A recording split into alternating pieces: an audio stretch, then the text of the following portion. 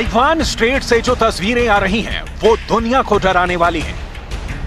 शांत समंदर की लहरों पर युद्ध की सुनामी जैसा माहौल है।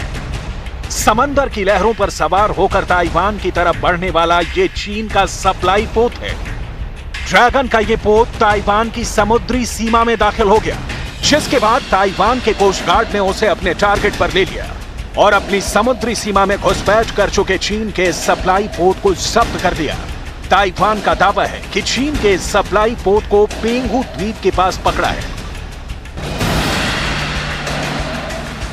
वही पेंगू द्वीप जिसके ऊपर हवाई घुसपैठ कर चीन ने ताइवान की सेना का मजाक उड़ाया था। चीन ने बाकायदा एक वीडियो जारी कर दावा किया कि उसके लड़ाकू विमान ताइवान के पेंगू द्वीप के काफी करीब पहुंच गए और ताइवान की सेना को इसकी भनक तक नहीं लगी। दावा तो ये तक किया गया कि फाइटर जेट से उसके पायलटों ने पेंगू द्वीप के उस हवाई अड्डे की तस्वीरें कैद कर ली, जो ताइवान का एक अहम एयरबेस है।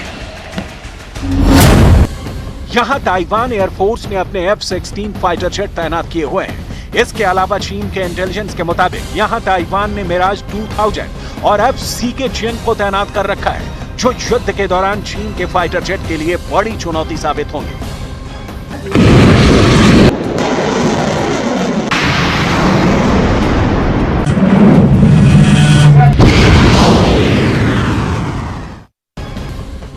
अगर चीन और ताइवान में जंग छिड़ी तो पेंगू द्वीप की सामरिक भूमिका काफी अहम मानी जा रही है।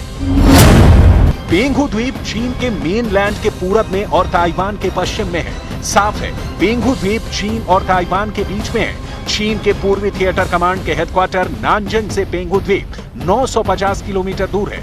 वहीं ताइवान की राजधानी ताइपे से सिर्फ 260 किलोमीटर।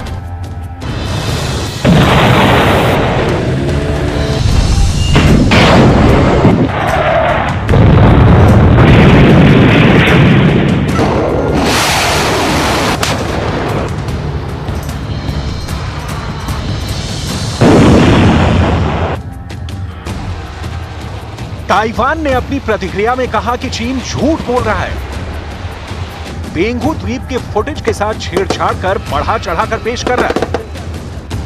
अब जब चीन का सप्लाई पोत पेंगू द्वीप के करीब पहुंचा, तो ताइवान की कोस्ट गार्ड फोर्स एक्शन में उतर आई और बिना देर किए ड्रैगन के उस सप्लाई पोत को धर दबोचा।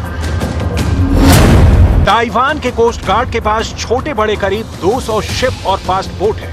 इनमें कुछ शिप ऐसे हैं जिन पर एंटी शिप मिसाइल भी लगी हुई है, यानी ये जहाज चीन की नौसेना को पहला जवाब देने की ताकत रखते हैं। इस वक्त चीन और ताइवान के बीच वाले समंदर में बहुत हलचल है। एक दूसरे के युद्धपोत बिल्कुल पास आकर लंगर डाले हुए हैं, युद्ध के लिए डटे हैं। ताइवान के निशाने पर चीन के युद्धपोत हैं। ठीक वैसे ही चीन के निशाने पर ताइवान का युद्धपोत है। ताइवान और चीन के युद्धपोतों के बीच फासला इतना कम हो गया है कि दोनों के बीच कभी भी भिड़ंत हो सकती है।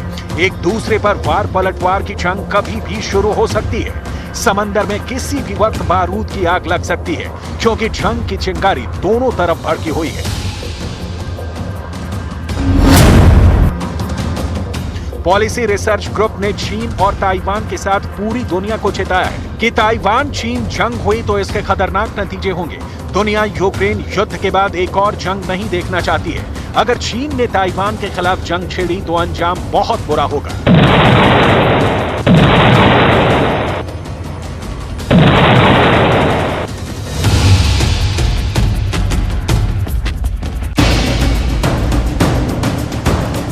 इन दो तस्वीरों को देखिए। इसमें पहली तस्वीर चीन के युद्धपोत से रिकॉर्ड की गई है।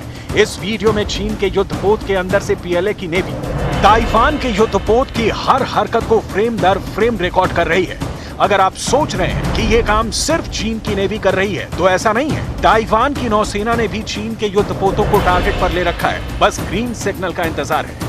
दोनों तरफ की सेना हमले के लिए तैयार बैठी है। लेकिन दूसरा सच ये भी है कि जितनी बड़ी तैयारी समंदर की लहरों पर ललकार के लिए हुई है, उससे कई गुना खतरनाक तैयारी गहरे समंदर में आक्रमण की है। ये आक्रमण युद्धपोत से नहीं, पनडुब्बियों से होगा। इसके लिए चीन की पनडुब्बी भी ताइवान के चक्कर लगा रही है। चीन की पनडुब्बी को काउंटर करने के लिए ताइवान ने भी अब कमर कस ली है। समंदर में चीन को चुनौती देने के लिए ताइवान एक साथ कई पनडुब्बियों को उतारने को तैयार है। दूसरे शब्दों में कहें तो ताइवान अपने विध्वंसक शार्क को जल्द ही एक्टिव कर देगा। जो ड्रैगन के सुनामी प्लान पर पानी फेर देगा, चीन के अंडर वाटर अटैक को भी बेअसर कर देगा।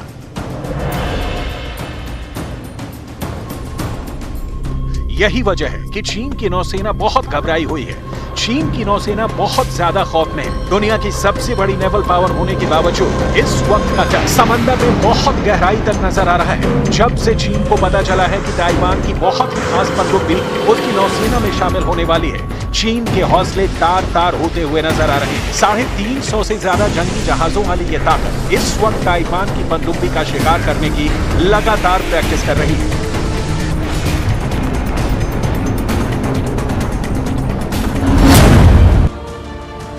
ताइवान के पास अभी 4 पनडुब्बियों में से एक है SS-791 हाईशी, जिसे समुद्री शेर भी कहा जाता है। दूसरी है SS-792 हाईपाओ। ये दोनों द्वितीय विश्व युद्ध की पनडुब्बियां हैं जो ताइवान को 1970 के दशक में मिली थी।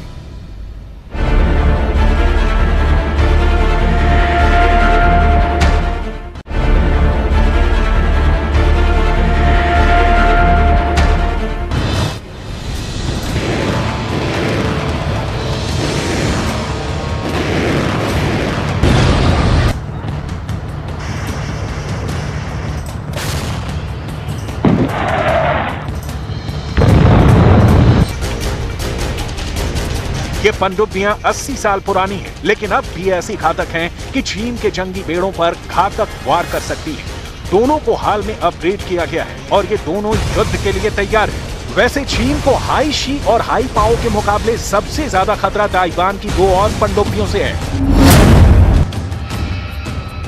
एक है SS-793 हाईलोंग, जिसे सी ड्रैगन भी कहा जाता है, और दूसरी है SS-794 हाईहू, जिसे सी टाइगर यानी समुद्री बाघ कहा जाता है। 1980 के दशक में नीदरलैंड से ली गई ये पनडुब्बियां भी पुरानी हैं, लेकिन चीन के लिए तो बहुत ही घातक है।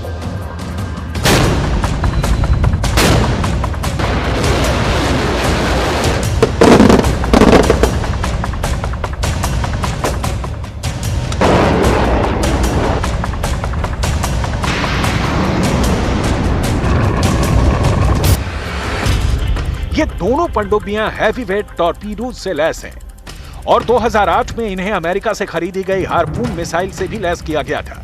इनके लिए 2017 में MK-48 टॉर्पीडोज भी खरीदे गए थे। यानी चीन को इन्हें बहुत ज्यादा गंभीरता से लेना होगा, नहीं तो युद्ध के हालात में उसके करियर बैटल ग्रुप डूबने की कगार पर पहुंच सकते हैं। ताइवान की पनडुब्बियों को रोकना चीन के लिए बहुत बड़ा चैलेंज बन गया है। चीन के जंगी जहाजों के सोनार यानी पानी के नीचे पनडुब्बियों का पता लगाने वाला रेडार लगातार एक्टिव है और ताइवान के आसपास गश्त लगा रहे हैं। चीन के एंटी सबमरीन वॉरफेयर वाले विमान लगातार ताइवान के आसपास उड़ान भर रहे हैं कि किसी भी तरह ताइवान की पनडुब्बियों का ठिकाना पता लगा लिया जाए। एंटी सबमरीन वॉरफेयर में चीन ने हाल में बहुत ज्यादा निवेश किया है और उसने अपने कई हेलीकॉप्टर भी ऐसे उपकरणों से लैस किए हैं जो पनडुब्बियों का पता लगा सकते हैं। ये खास तैयारी सिर्फ और सिर्फ ताइवान पर हमले को लेकर है, ताकि वो ताइवान स्ट्रेट जैसे वॉर जोन में फेल ना हो। चीन के डर से जाहिर है कि ताइवान को अपनी पनडुब्बी वाली ताकत को बढ़ाना पड़ेगा। इसमें कोई शक नहीं कि अमेरिका का 7वां बेड़ा और उसकी पनडुब्बी वाली फोर्स चीन को रोकने के लिए हमेशा मौजूद है। लेकिन यूक्रेन में अमेरिका ज़ेलेंस्की को पुतिन के रहमो करम पर छोड़ चुका है। लिहाजा ताइवान को भी इस बात को समझना होगा कि उसका सबसे बड़ा डिफेंस उसकी अपनी ताकत ही होगी। अब सवाल ये कि ताइवान चीन का मुकाबला कैसे करेगा। चीन को रोकने के लिए ताइवान के पास और क्या है। ताइवान से लेकर पूरी दुनिया इस वक्त सिर्फ 3 सवाल पूछ रही है, क्योंकि जो जंग सामने दिखाई दे रही है वो यूक्रेन से भी खतरनाक हो सकती है।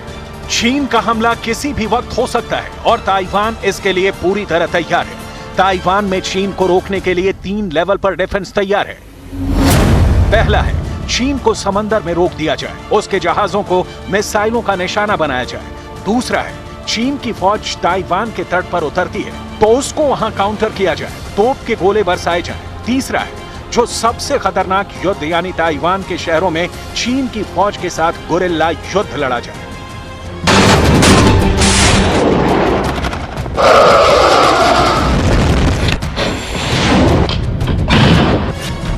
क्योंकि चीन पिछले कुछ महीनों में कई बार ताइवान के एयर स्पेस का उल्लंघन कर चुका है। ऐसा रोज हो रहा है। जब उसके कई फाइटर एक साथ ताइवान के आसमान में दाखिल होते हैं। दरअसल जिनपिंग ऐसे हालात बनाकर ताइवान को न सिर्फ भड़काना चाहते हैं, बल्कि वो बाइडेन को भी अमेरिका की मजबूरी का एहसास कराना चाहते हैं। वो साम, दाम, दंड, भेद का इस्तेमाल कर ताइवान को डराने में लगा है। मिसाल के तौर पर इस वीडियो को देखिए। इस वीडियो में पीएलए सैनिक अपना ड्राइविंग स्किल दिखा रहे हैं।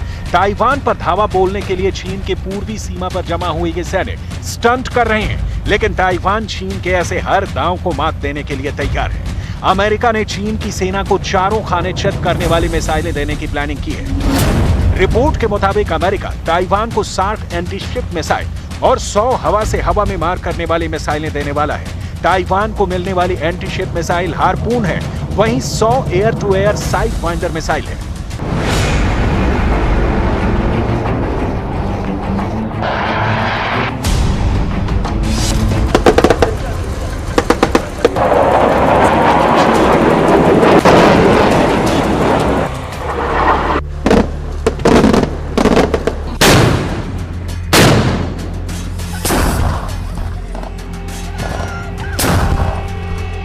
ऐसा नहीं है कि अभी ताइवान का जंगी जखीरा खाली है। ये मिसाइलें इस वक्त भी ताइवान में तैनात हैं, लेकिन इनकी तादाद अभी कम है।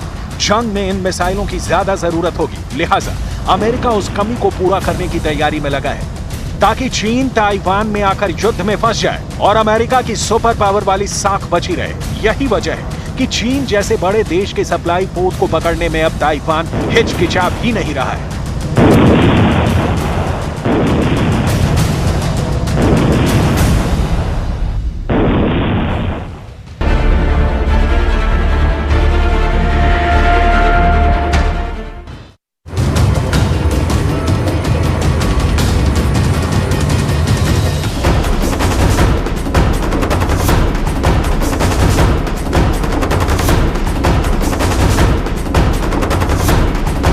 रूस यूक्रेन जंग का हासिल भले ही 6 महीने बाद भी कुछ नहीं हो, लेकिन इस जंग ने कई देशों के सूखे जख्मों को हरा कर दिया है।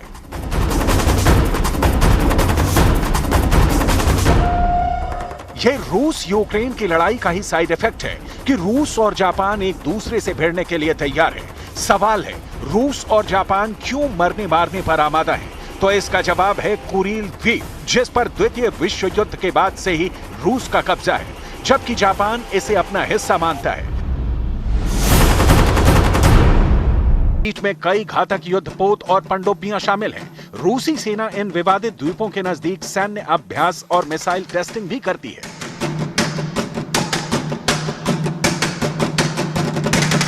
रूस की सारी कोशिश इस बात में है कि कुरिल द्वीप उसका है और इसे विकसित करने में चीन का सहारा लेना जरूरी है। ऐसे में एक और पेंच है और वो है चीन के साथ जापान का पूर्वी चीन सागर के सेनकाकू द्वीप समूह को लेकर विवाद, जिस पर कब्जा तो जापान का है, लेकिन चीन इसे अपना मानता है।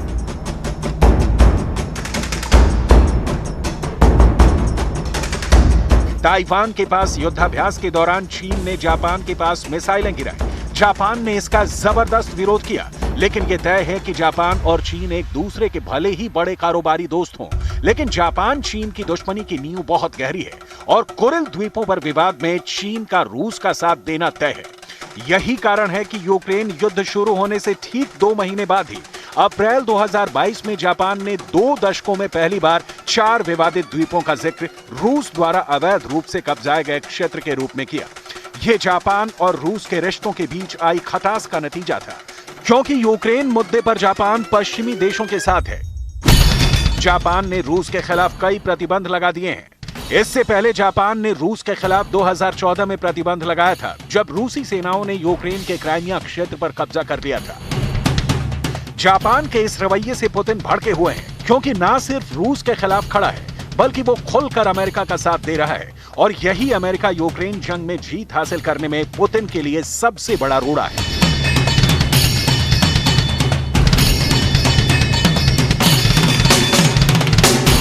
हालांकि कुरिल द्वीपों को बात नया नहीं है। रूस और जापान दोनों देश द्वितीय विश्व युद्ध के बाद की संधि पर सहमत होने की कोशिश में लगे हुए हैं, लेकिन मॉस्को के कब्जे वाले टोक्यो के दावा जताए जाने वाले 4 द्वीप ऐसा मुद्दा है जिस पर पेंच फंसा हुआ है।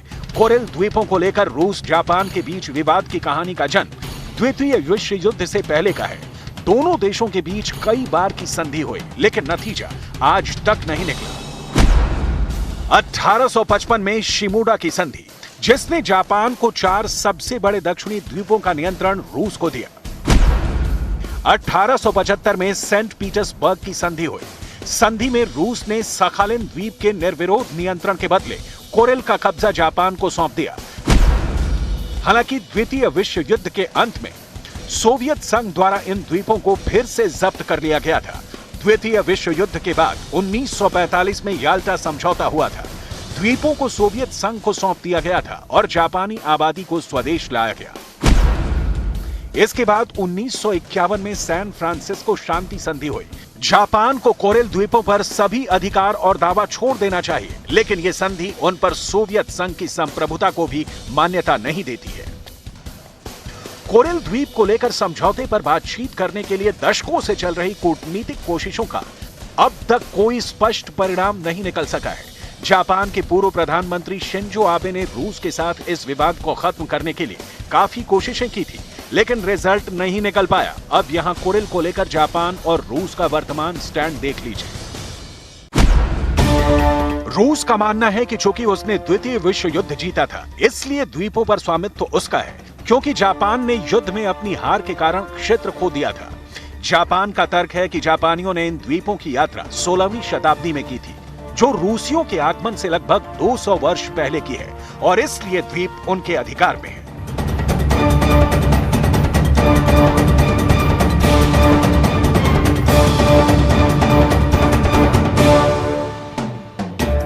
कोरेल द्वीप विवाद से हिंद प्रशांत क्षेत्र की शांति खतरे में रहने की आशंका रहती है। रूस जापान पर हमेशा अपना दबदबा कायम करने के चक्कर में जुटा रहता है। उदाहरण देखिए कि 2008 से लेकर अब तक जापान के एयर डिफेंस क्षेत्र में कम से कम 200 बार रूस के विमानों ने घुसने की कोशिश की, जिसे जापानी एयरफोर्स ने खदेड़ दिया। लेकिन अब जापान के लिए टेंशन इस बात को लेकर है कि अब चीनी जहाजों ने जापान के हवाई क्षेत्रों में घुसपैठ करना शुरू कर दिया है।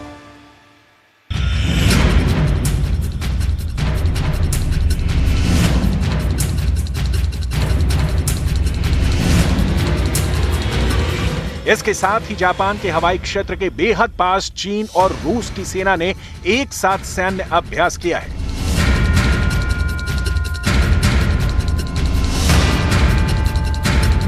रूस के जहाजों ने 2016 में विवादित सेनकाकू द्वीपों के आसपास के पानी को पार कर लिया, और साल 2019 में रूस के विमान एक संयुक्त चीनी रूसी अभ्यास के वक्त ताकेशिमा द्वीप समूह के हवाई क्षेत्र में प्रवेश कर गया।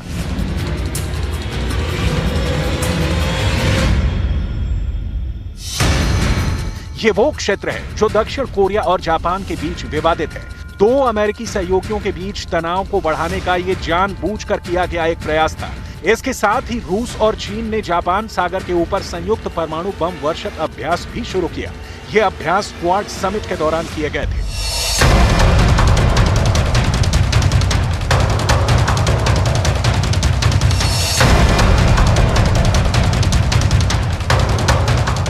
रूस के राष्ट्रपति पिछले साल ही ऐलान कर चुके हैं कि जो कारोबारी कोरिल द्वीपों में जाकर निवेश करेंगे, उन्हें 10 साल तक टैक्स से पूरी छूट दी जाएगी। जापान की कंपनियां भी चाहें तो वहां आकर निवेश कर सकती हैं। यही नहीं, पिछले साल रूस की संसद ड्यूमा में एक संवैधानिक संशोधन पारित किया गया था, जिसमें कुरील द्वीपों को रूस का संप्रभु क्षेत्र घोषित किया गया।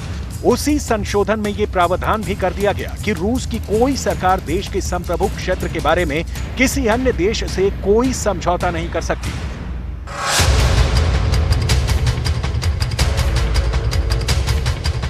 पुतिन ने कोरेल पर जापान के दावे को बकवास करार दिया था।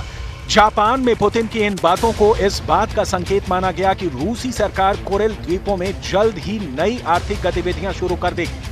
चीन कोरेल द्वीपों में निवेश के लिए तैयार है। ये रूस और चीन की गाढ़ी होती दोस्ती का एक और नमूना है, और इन दोनों देशों का सामना करने की शक्ति अकेले जापान के पास कतई नहीं है। ये और बात है कि जापान चीन के बड़े खतरे को देखते हुए मिसाइलों की तैनाती कर रहा है, अपने रक्षा बजट का साइज बढ़ा रहा है। लेकिन सच ये है कि रूस से कुरील द्वीप वापस लेना जापान के लिए मुश्किल ही नहीं, नामुमकिन सा है, क्योंकि पुतिन यूक्रेन मसले पर किसी को बख्शने वाले नहीं है। जापान अगर खुद को अमेरिका का सगा मानता है तो पुतिन अमेरिका को दुश्मन नंबर 1।